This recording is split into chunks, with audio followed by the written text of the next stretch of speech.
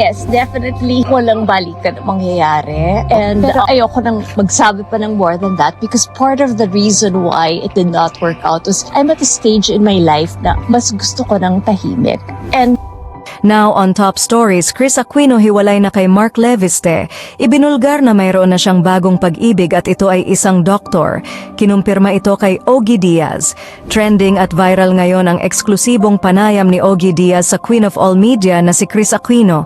Sa nasabing panayam kasama rin ni Kris ang anak na si Bimbi na siyang alalay nito simula pa noong nagtungo ang actress-host sa ibang bansa para sa kanyang gamutan.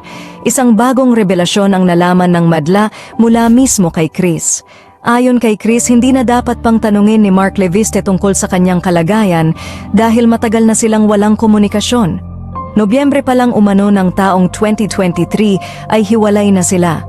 Huwag niyo na siya tanungin kung kumusta ako kasi hindi naman niya talaga alam ang nangyayari sa akin kasi wala ng communication, ani Kris.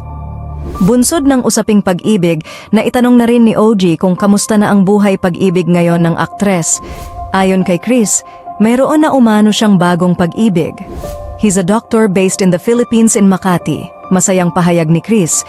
Ito umano ang rason kung bakit malakas ang loob ng actress-host na umuwi sa Pilipinas sakaling maging maganda ang mga isasagawa sa kanyang gamutan.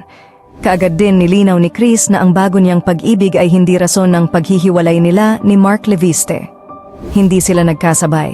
May malaking gap naman mula Pebrero at hindi sila nagkasabay. Walang nag-overlap at hindi siya yung dahilan kung bakit hindi kami naging okay. I feel na aalagaan niya ako and important yun sa taong may nararamdaman na mahirap gamutin kasi you need someone na pwede mong masandalan. Yun lang yun siguro, paliwanag ni Kris. Sinabi ni Kris na ang kanyang pakikipaglaban sa sakit ay naging mas komplikado. She remarked, "But I promised my sons and my sisters, I won't be a wimp. And I'm promising all my friends plus all who continue to pray for me, bawal sumuko, tuloy pa rin ang laban."